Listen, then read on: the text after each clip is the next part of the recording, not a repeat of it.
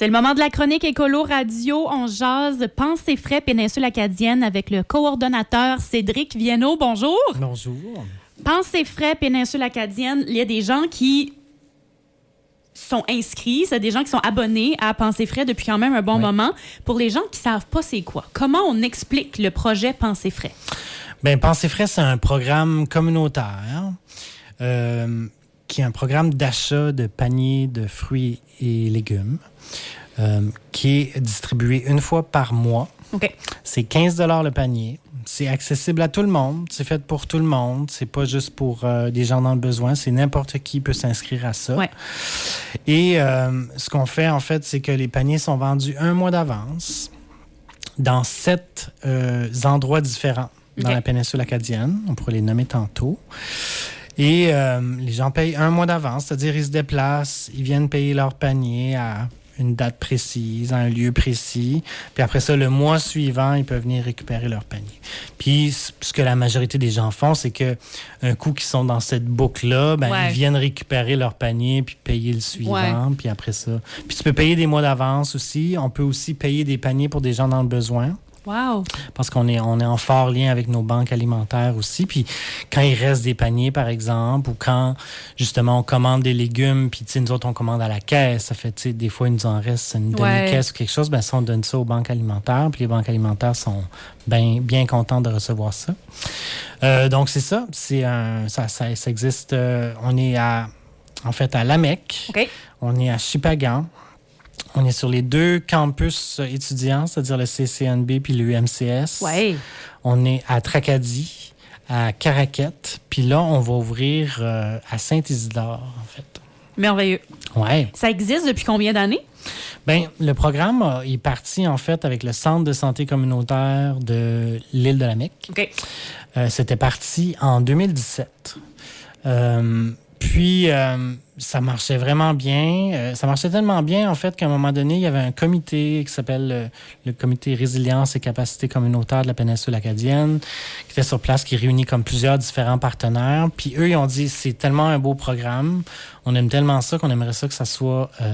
qu'il y en ait partout dans la péninsule acadienne, que ça soit pas juste à Lamec.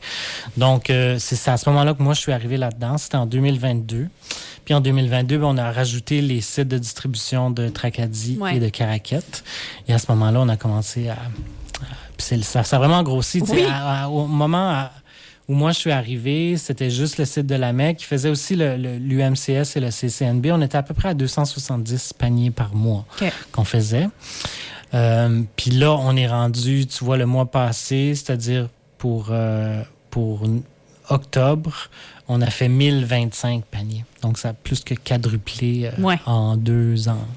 Mais on voit l'importance, mais on voit l'intérêt des gens aussi dans ces statistiques-là, parce que là, c'est de septembre à juin. Fait que c'est ça. Même les gens qui ont des jardins, dans ce temps-là, souvent, on n'a plus la fraîcheur d'aller chercher ça derrière chez nous. Là, ben oui, absolument, c'est ça. Puis la raison pour ça, c'est qu'on voulait le faire justement dans la période où les fruits et légumes sont moins abondants. Il y a moins une grande abondance de fruits et légumes locaux de septembre à juin.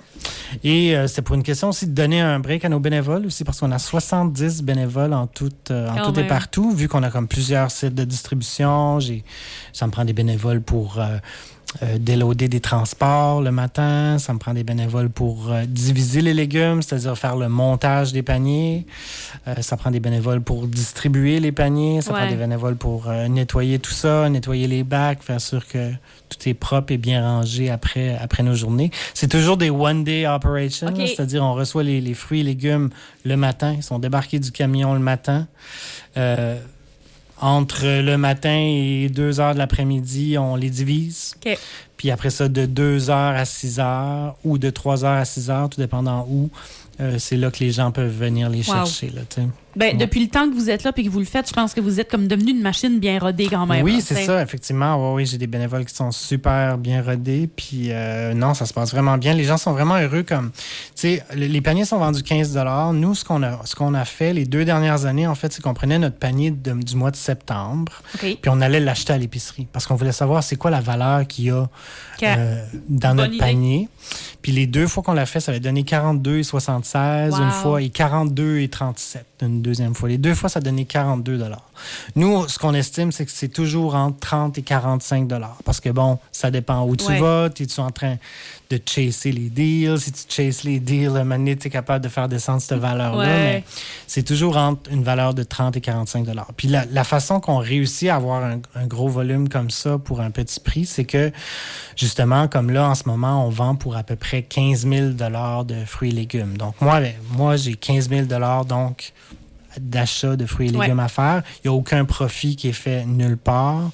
Le 15 $ que vous me donnez, moi, j'achète intégralement des fruits et légumes avec ça. Il n'y a personne qui prend une cote de tout ça. C'est ça. Ça, c'est une des raisons pour laquelle on en a beaucoup. Mais l'autre raison, c'est qu'avec 15 000 $, moi, je suis capable d'aller commander chez des grossistes. Tu sais, je ne vais pas seulement à l'épicerie acheter ça, c'est-à-dire je vais plus haut dans la chaîne d'approvisionnement, puis ou directement des producteurs, des fois. Oui. Puis, comme ça, avec un circuit court, c'est-à-dire en court-circuitant la chaîne d'approvisionnement, là, on est capable d'avoir vraiment des gros volumes pour des vraiment bons prix. T'sais. Est-ce que les gens savent d'avance ce qu'il y aura dans le panier du mois prochain ou c'est un peu comme une surprise de « on vous a trouvé du frais, du... » Ouais. C'est une surprise? C'est toujours une surprise. C'est toujours une surprise, mais il y a toujours... C'est un panier qui est très générique. C'est pas très wild. Il y a presque toujours... 5 livres de patates, presque toujours 2 livres d'oignons, presque toujours 2 livres de carottes, presque toujours des pommes, 3-4 pommes, puis presque toujours des bananes. Après ça, il y a 4-5 autres produits qui varient selon les prix que je peux avoir, selon la saison, selon... c'est ça. Mais c'est vraiment un panier qui est très générique. C'est-à-dire c'est souvent des trucs pour faire une sauce spaghetti, par exemple. C'est des trucs pour faire un bouillon, pour faire de la soupe. Mais c'est merveilleux que tu as mentionné. C'est pas juste pour les personnes dans le besoin. Non, c'est pas juste pour les personnes. Tu sais, c'est tout le monde peut profiter d'avoir du frais toute l'année. Ça, exactement. T'sais, nous autres, l'objectif du programme, c'était encourager la saine alimentation, c'est-à-dire puis de rendre les fruits et légumes accessibles parce que tout le monde l'a vu sur leur facture de prix d'épicerie. On a eu beaucoup d'inflation dans les dernières années, ce qui fait que là... puis on le sait, ce que la santé publique nous avait dit aussi au départ, quand ils ont parti ce programme-là, c'est quand les gens achètent pas ce qu'ils voudraient à l'épicerie, mais achètent ce qu'ils sont capables d'acheter. Ce qu'on appelle les premiers niveaux là, d'insécurité alimentaire. Une des premières choses que les gens vont couper, malheureusement, c'est les fruits et légumes. Donc, nous, notre objectif, c'était de rendre ça comme non. Là, on est capable d'avoir un panier, déjà, un beau gros panier rempli à 15 $, puis ça va être que des fruits et légumes et des patates. Ceci dit, mais on les met... souvent, on les inclut. Souvent, c'est inclus. Effectivement, dans la péninsule acadienne, je suis pas mal sûr que des patates, c'est un légume. C'est la base de notre alimentation. Oui, là. c'est ça. On mange la patate. Là. C'est correct. Là, c'est à travers la CSRPA.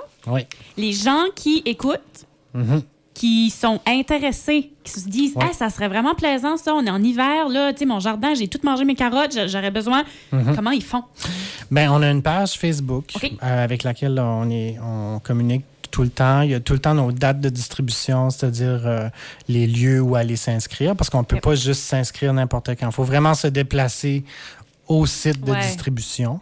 On ne peut pas acheter notre panier à la CSR, par exemple. On ne peut pas faire ça. Il faut vraiment aller sur place, là où on distribue des paniers pour aller payer votre panier. Je peux vous donner les dates qui s'en viennent. Déjà... vendredi, le 22 novembre, c'est l'inscription pour les paniers à Saint-Isidore. Ça va être au complexe Léopold-Thériault, c'est-à-dire la salle à côté de l'Arena. Oui. Donc, vendredi 22 novembre, entre 4h et 6h à Saint-Isidore. Ensuite, pour l'AMEC et l'AMEC-Chipagan, le CCNB et l'UMCS, ça va être le mercredi 4 décembre. OK. Entre 4h et 6h à la Mecque et entre 3h et 6h à Chipagan.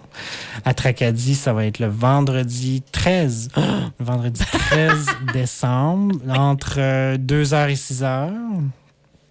Et à Caraquette, ça va être mercredi le 18 décembre, entre 4h et 6h, au Carrefour de la Mer, à Caraquet. Extraordinaire. Profitez-en de ce roulement de fruits et légumes frais que vous pouvez avoir pour un prix très, très, très abordable. Absolument. On est rendu, tu vois, le mois passé, on a fait 1025 paniers en tout et partout. Y a-t-il une limite de quantité que vous pouvez faire? Parce que là, on en parle à la radio, ça prend de l'ampleur au fur et à mesure. Avez-vous un quota où vous vous dites, tant que ça va grandir, on va être là? Écoute, il y a un quota, c'est-à-dire c'est nos capacités de salle, c'est nos capacités de bénévoles et tout ça. Le quota est quand même variable, tu sais.